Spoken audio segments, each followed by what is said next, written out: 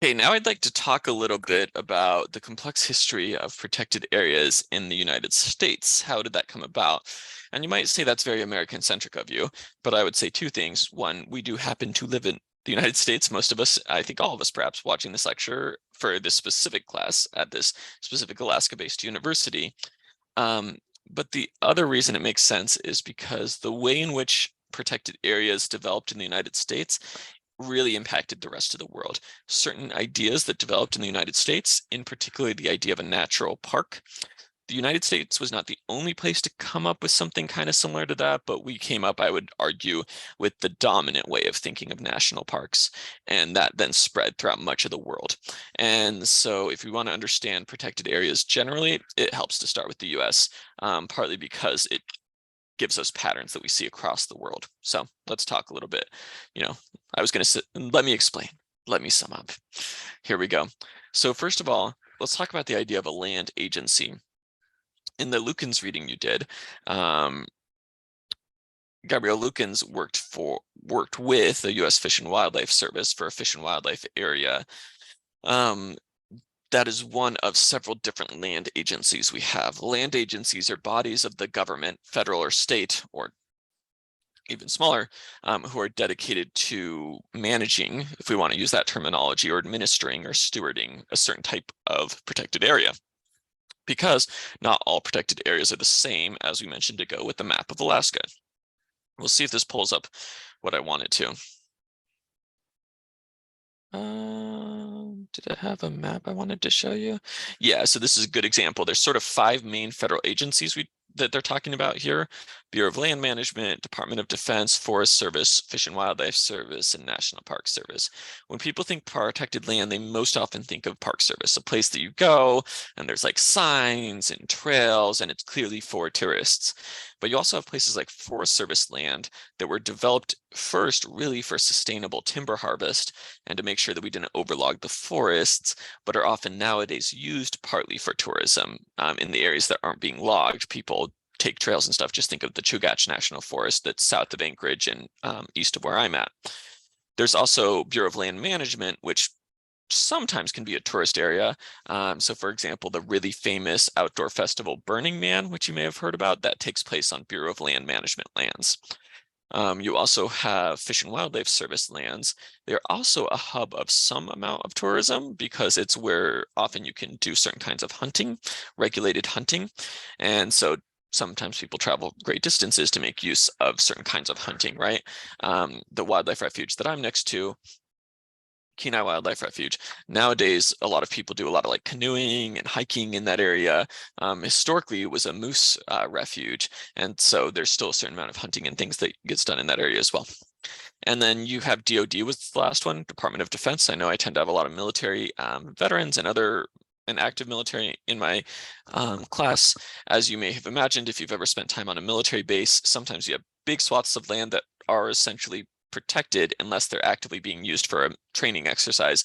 And then you have other parts that are really actively used, buildings, concrete, all that.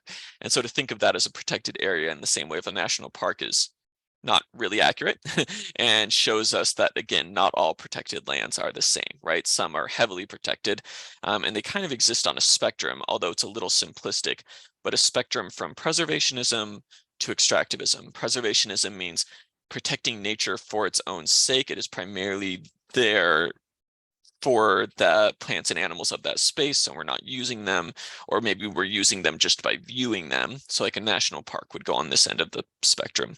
Conservationism, an area where we are protecting it in the sense that we are trying to use it in a way where we don't overuse it, so that we can benefit from it in the future.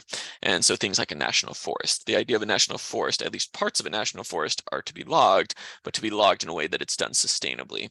They were established at a time when a lot of forests were not being logged sustainably, and where we were worried about just massive clear cuts. And then extractivism would be more like where you are actively extracting a resource. And so arguably some Bureau of Land Management lands are kind of more like that. That's in theory the spectrum we could draw. In practice, it's a lot of times more blurry. So for example, forest lands, national forest lands have wilderness areas that are specially designated areas within the land agencies where the government, the Congress says like, oh, this is an extra special area that we're going to draw a mark around and say, yes, this is technically a national forest where you can log, but this one area, no, you cannot, because it's like an extra special wilderness area. The origin of these different protected lands and types of protected spaces is kind of got a fascinating story, and it's going to be, the way I'm going to tell it is an oversimplification, but it makes for a good story, and it's 90% right, so we'll go with it, maybe 85. But it's a good way to understand the history, and then you can kind of make it more complicated once you have the basic timeline. But basically, back in the 30s and 40s, in the days of Teddy Roosevelt, who was of course an avid outdoorsman, an avid hunter, liked to go to Africa to do kind of safari hunts, loved to camp, loved to invite people to the White House and then engage in Greco-Roman wrestling with them, just an all-around kind of outdoorsy sort of dude. He ended up, it was under his government, under his time in the White House, that it's not that we had our first national parks under him, but where we first really saw the formation of like a true idea of the Park Service and what would eventually be the Park Service and the Forest Service in kind of their modern character.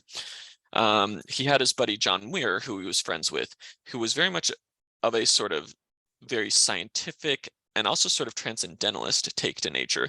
He loved nature for what he could learn from it, and he also loved and would love to write in his journals and things like that. And he also loved nature for just its own right. Allegedly, he would, sit up in large pine trees and ride lightning storms, like be in the middle of a lightning storm because he found it thrilling. Allegedly, he also called nature his cathedral. There's a lot of quotes that get misquoted, John Muir, but the basic idea here is that Muir very much thought of nature as sort of a place where you go as a refuge from what at the time was sort of this new, very urban, westernized, industrialized society that, right, cities were growing. Muir saw wild spaces as sort of these refuges from that, where people could go and experience something very different, and that was healthy and good for the human brain and the human soul. And so John Muir's advocacy for places like Yosemite National Park helped influence Teddy Roosevelt, who eventually helped establish kind of the modern version of the National Park Service. Which protects places like Yellowstone, Glacier National Park, St. Elias, just all sorts of different, Grand Canyon, etc.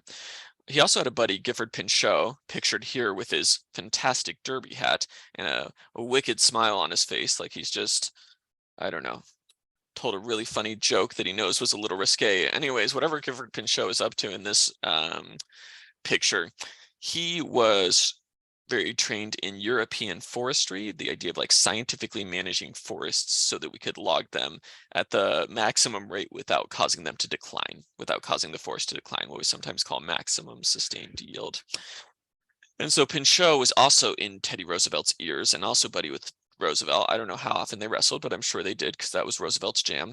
Anyways, his ideas about forest management, or what we sometimes call conservationism, right? Protect for use, was helped influence what eventually became the Forest Service. So Park Service grew out of this idea of preservationism, right? Conserve for itself, or conserve so that people can just go and enjoy it. Forest Service grew out of this idea of conserve for use, so we can use the quote resource. Bureau of Land Management, in turn, which manages a lot of land in Alaska, grew out of a different kind of phase of thought in the 50s of multiple use. They kind of inherited a lot of the lands that didn't get turned into Park Service or Forest Service or private ownership. So there was a lot of leftover lands, to be blunt, lands that had oftentimes been taken from native communities, but a lot of leftover quote public lands that then worked their way into what eventually became the Bureau of Land Management. And oftentimes they allow a great deal of use of their sites, but they are also sort of bound by a lot of the same federal laws that say that protect like endangered species, for example, which is a good example of convergence over time. So these three land agencies start out really different, but kind of converge over time in the sense of they all at least have some basic commitments to like not killing an endangered species that's on the land, but some of them protect the land much more aggressively than others. There's also Fish and Wildlife Service, of course, that protects fish and wildlife areas, sometimes for hunting, sometimes not, as a good example. National parks, we already talked about that, but it's sometimes called America's best idea because, again, it was a very influential way of thinking about land. It's easy now to forget how revolutionary that was. In the early 1900s / late 1800s, and then especially getting into the 30s, this was a mind-blowing idea to some degree, the idea of we're going to take a piece of space that we could use for mining or whatever, or logging, and we're just going to put it apart as like a park. People were familiar with like city parks, sure, but the idea of like a massive like wildlife park, a place where we'll just preserve nature, that was big. And it's had a big effect on the world as that idea spread around the world, and many countries now, arguably most, have some version of a national park. Here in the US, the effect that has on tourism is gigantic. It is by far and away one of our largest forms of tourism, both in terms of people traveling within the country to different states, and then also people traveling from other countries to the United States. Since the beginning of the Park Service, I'm calling it the 30s, but that's not really fair. It really starts in 1908 and then kind of evolves over time under Teddy Roosevelt. But if we count from like kind of 1908, there's been 15 billion visitors over time. So, or visits, I should say.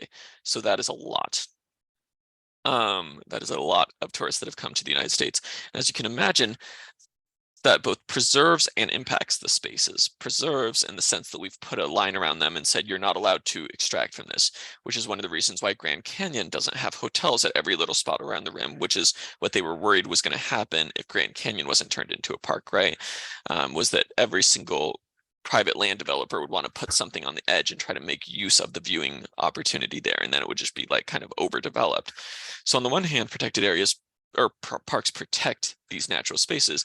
On the other hand, think about the millions of people that come through and the amount of litter they produce, the amount of foot traffic, right? So it's a bit of a catch-22 in the sense that it both prevents perhaps some of the worst abuses that could have happened, but also brings in other kinds of impacts, which do have impacts.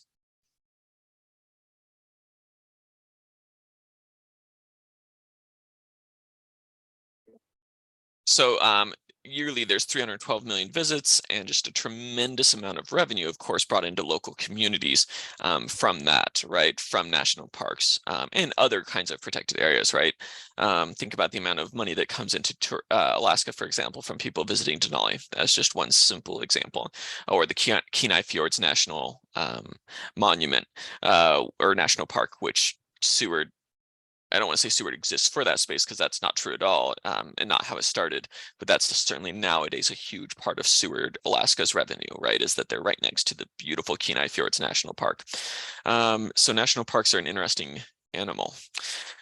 At the same time, national parks, a lot of times in the last 20 years, people have brought up more and more the complicated, and I will say downright problematic relationship that parks sometimes had and have with Native people. Black Elk Lakota chief, who's quite famous due to his involvement in the Lakota Wars, famously said they made little islands for us, speaking about the federal government. They made little islands for us and other little islands for the four-leggeds, and always these islands are becoming smaller. That's at least a quote attributed to him. There's a great article about this, by the way, that really helps show some of the really problematic things that happen. It was in the Atlantic. It's called Return the National Parks to the Tribes. Obviously, it's got its own sort of ideological slant to it that you can agree or disagree with it, but it's by David Trur and photographs by Katie Grannon. Whether you agree or not with what they have to say, opinion-wise, it's got some really good information about sort of the history of national parks. And as they point out, not all by any means, but some national parks, including some of our most famous ones, were created in part because treaties were made with native tribes to give up certain pieces of land. And those treaties often kind of existed in a not equal power space, often as a result of active wars that had happened. And after a group of people had been really pushed to their brink, then forcing people, essentially coercing them into treaties that ended up giving up spaces that became, for example, Yellowstone and Glacier are both examples of that. Grand Canyon, the issue there is a little bit different. They ended up, as a result of the creation of Grand Canyon National Park, Havasupai people who traditionally were used to living at the bottom of the canyon, but then moving up and about and hunting on the upper plateau, were sort of confined to their town down at the bottom of Grand Canyon.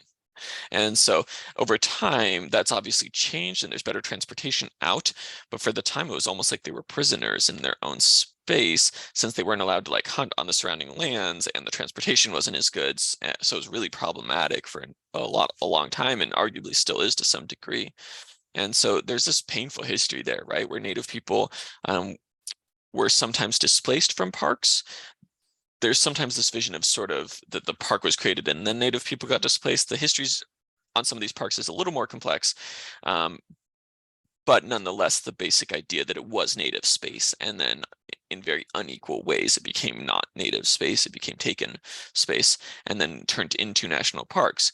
And so that's a challenging thing for any of us to reckon with, and something that it's important that that's been brought up of late. The relationship today between the National Park Service and tribes, I'll call complex, and it depends very much on the specific protected area. There's definitely been more efforts by the Park Service, though, to acknowledge that those more painful parts of the history and displacements, which I think is really good. And more involvement directly of Native people and Native communities in the management of parks. This is a quote from Celso Villegas, who's a Tohono O'odham person from Arizona. He says, as the world moves into a new area of building relationships between people and decolonizing research with the goal of better stewardship, more and more researchers are using a combination of Western social science and indigenous methodologies. So he's talking, among other things, about the fact that Park Service now has an active program of trying to understand the traditional ecological knowledge of indigenous people in managing the park spaces. That is very different than sort of land back, which is what some people advocate for, actually giving parks back to Native people. Is it a step, though? It is a step. And, some people don't want land back. That's not something that certainly all Native people advocate for. The idea of turning national parks over to tribal governments, partly because it becomes complex who the government entity should be. But there is certainly some sort of movement there with National Park Service towards thinking more seriously about Native presence on the land, past and present, and acknowledging that, which I think is positive. I think a more challenging issue is how does that affect how the Park Service tends to think about usage? And so should Native people be allowed to subsistence harvest and use and gather on Park Service, which in some cases people are, and in some cases people aren't. So they're complex issues that are worth thinking through today and that are critical to think through today. Now, this is probably a good place to end the video, so I will end for a minute.